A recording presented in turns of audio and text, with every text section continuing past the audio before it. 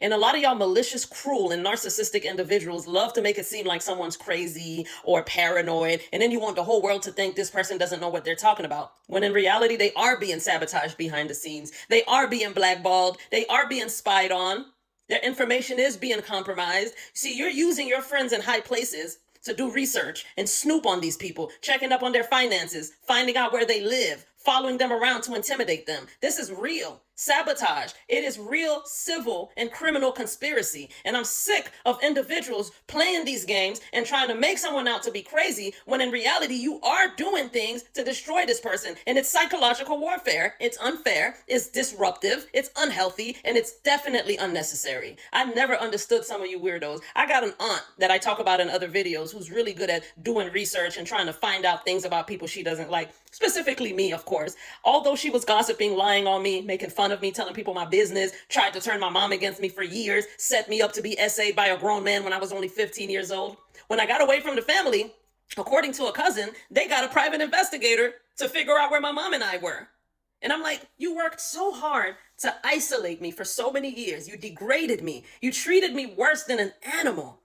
But now you want to know where I live? Now you're on Google trying to figure out where I live, my registration, voting registration card. You're pulling up to my old apartments and trying to get through the gates to do a wellness check. And a lot of these weirdos who try to destroy you will mask their intentions with fake concern. They will make it seem like, I just want to know if you're okay. What's going on? And the whole time they're just trying to gather up information to continue on their plot, their weird intentions. That's why I tell you guys, be very careful with these relatives. When you realize someone in your family doesn't like you, go no contact as soon as possible.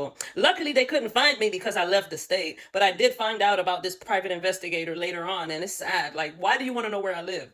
I remember when my aunt allowed me to live with her for about 8 weeks when I had nowhere to go.